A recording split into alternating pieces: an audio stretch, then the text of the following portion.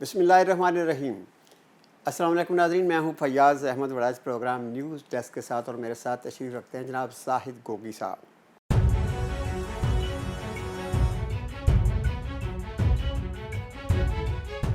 जी गोगी साहब, अच्छी खबर यह है कि मियाँ शहबाज शरीफ ने एक बार फिर दावत दी है ग्रैंड डायलॉग की, और आज से तो उन्होंने नेशनल डायलॉग भी शुरू कर दिया है।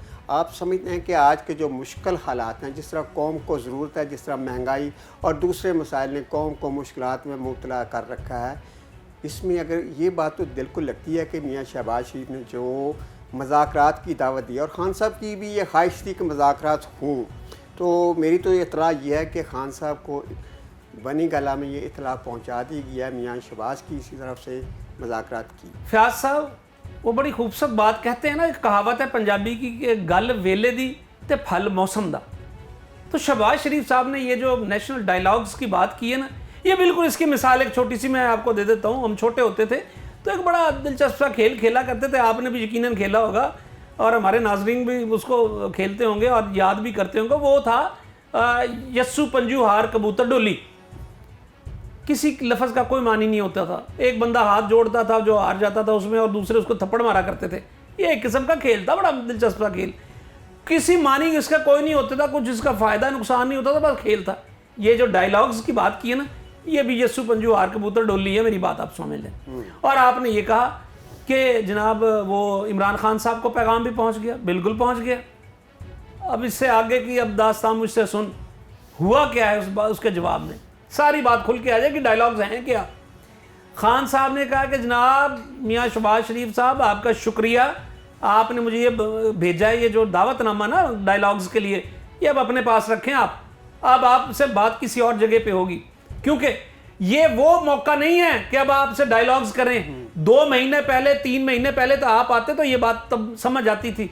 आपने मेरे खिलाफ मेरी हुकूमत के खिलाफ उसको नाजायज़ तरीके से आपने गिराया, आपने हॉर्स ट्रेडिंग की, आपने ये सारे मामलात किए। आपको नहीं पता था कि आगे क्या हालात होने वाले। अब आप जो कहते हैं कि इमरान खान ने जनाब ये बारूदी सुरंगें बिछा दी थी, तो तब नहीं आपको पता था कि बारूदी सुरंगें बिछा रहा है? तब तो आपको बड़ा मजा ले रहे थे कि जी हमने इक़्तिदार में आना, किसी भी तरीके से आ जाए। लेकिन महंगाई ने जो बोझ डाला हुआ है आप जी मैं आप जी बिल्कुल, उसके लिए मुज़ाकरात तो जरूरी है ना। अब मुज़ाकरात की भी सुने ना, मुज़ाकरात में होना क्या है आप कल बताए ना। आज आपने जो एक फैसला काबीना ने किया जी कि 2 दिन हफ्ते में छुट्टियां, 1 दिन आप जुमे वाले दिन घर से बैठ के काम कर दिया करें, 3 छुट्टियां। मैं कहता हूं आप 7 छुट्टियां कर दें, 7 छुट्टियां करें, लोगों को घरों में बिठा दें। लोग तो पहले भी वैसे पेट्रोल की वजह से घर बैठ गए, जरा बाहर निकल के देखें, क्या आपको गाड़ियां उस तरह नजर आ रही हैं सड़कों पर? क्या उस तरह है? नहीं है। तो चलें घर आप बिठा दें 6 दिन के लिए, और घर तो उनको सुकून से रहने दें। ना बिजली है, ना पानी है, ना लाइट है, क्या करें? अगर लाइट जितनी भी आती है, 2 4 5 घंटे के लिए लाइट आती है, तो उसका बिल इतना आ रहा है कि लोग चीख उठे हैं अब। और मैं इससे आगे भी आपको बताऊं, महंगाई का एक तूफान आने वाला है। ये बजट होने दें, फिर आप देखिएगा फिर होता क्या आपके साथ। गोगी साहब, जितनी मुश्किलात है वहाँ पे महंगाई के हवाले से आ गई हैं, खान साहब को तरस नहीं आ रहा कि अब तो लॉन्ग मार्च मेरे ख्याल में उनको जल्दी करना चाहिए दोबारा। फयाज साहब, आप इमरान खान लॉन्ग मार्च नहीं करेगा, मेरी बात आप सुन लें और खुश हो जाए नून लीग। मियाँ शहबाज शरीफ साहब भी खुश हो जाए, मोहतरमा मरीम नवाज साहब भी खुश हो जाएं।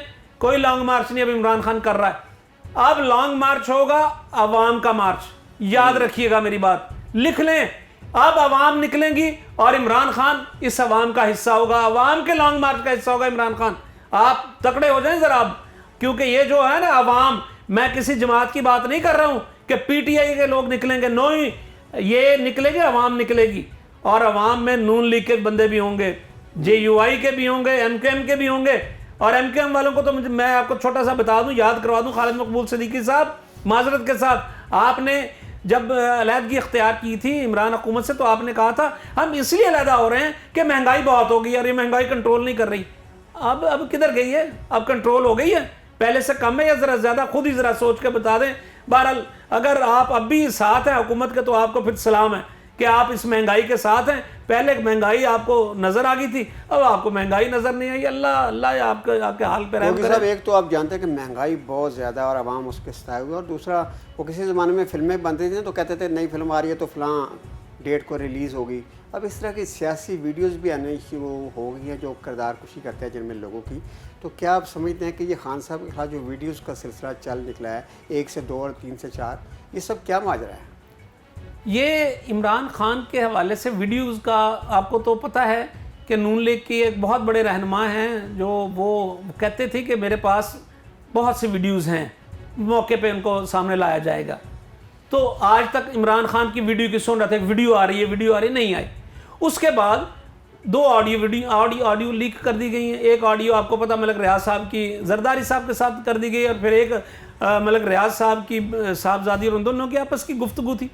मेरा एक सवाल है आपसे कि इसमें जिस पे इल्ज़ाम लगा रहे हैं उससे तो बात ही नहीं हो रही। 2 बंदे 2 फ्रीक आपस में बात कर रहे हैं और तीसरे बंदे के बारे में बात कर रहे हैं। ये तो बिल्कुल ऐसी बात है कि मैं आपको एक फ़ोन करूं और मैं कैप्टन सफदर के हवाले से को बात करूं कि कैप्टन सफदर ने वहां पे ये कर दिया, वो कर दिया, फलां कर दिया, उस बेचारे को पता ही ना, तो क्या आपको फिर मान ली जाएगी वो ऑडियो? वो तो हम आपस में बात कर रहे हैं ना। इस तरह ये एक मैंने मिसाल के तौर पर बात की कि 2 बंदे तीसरे के बारे में कुछ भी कह देंगे तो ये का मान ली जाए? अरे भाई उसको तो पता ही नहीं है। मज़े तो आए ना, मज़ा आए जब आप इमरान खान की इस तरह की ऑडियो लें उसका, और वो हो भी ठीक, क्योंकि आजकल डीप फेक टेक्नोलॉजी हम बाकी कई लोगों से बेहतर आप भी समझते हैं और हम भी जानते हैं, हम मीडिया के आदमी हैं, पता है हमें डीप फेक जो टेक्नोलॉजी है वो किस तरह काम करती है और किस हद तक वो काम कर सकती है। आम आदमी बेचारा तो परेशान हो जाएगा उसको देख के। पिछले दिनों जो आई है वीडियो उनमें ख़ास तौर पर जो आवाज़ आई है, ऑडियो एक आई लीक हुई है मलक रियाज की, और मलक रियाज ने इस हवाले से तरदीद भी की है। जी, तो मलक साहब ने तरदीद भी की और वो कह रहे हैं कि वो मैं साइबर क्राइम में भी वो जा रहे हैं, उन्होंने एक एप्लीकेशन दे भी दी हुई है। लेकिन बात ये है ना कि वो अगेन फिर बात है कि उसमें पता ही नहीं, एक बंदा दूसरे से कह रहा है मुझे फलां ने कहा है ये, आप किसी का भी नाम ले दें, इल्ज़ाम लगा दें, इसमें कौन सी हकीकत होती है यार? अब इससे निकल आए बाहर खुदा के लिए। अब ये बातें ना पुरानी हो गई, ये 1990 की दिहाई की में ऐसी बातें होती थी कि जब आप करते थे तो लोग मान भी लेते थे, तब लोगों के पास और कितना नहीं। अब तो भाई घर में जो बच्चा आपका बैठा है ना मोबाइल पे खेल रहा है वो भी आपको बता देगा ये ऑडियो वीडियो ठीक भी है कि नहीं है। वैसे गोगी साहब, हमारे सियासतदानों को शर्म आनी चाहिए, बल्कि शर्म से डूब मरना चाहिए कि इस वक्त जैसा कि आपने बताया कि लोग किस तरह मुश्किलात का शिकार हैं, कितनी अजियतनाक ज़िंदगी गुजार रहे हैं, और ये हैं शर्म की बात है कि एक दूसरे की वीडियोस लेकर फिर रहे हैं।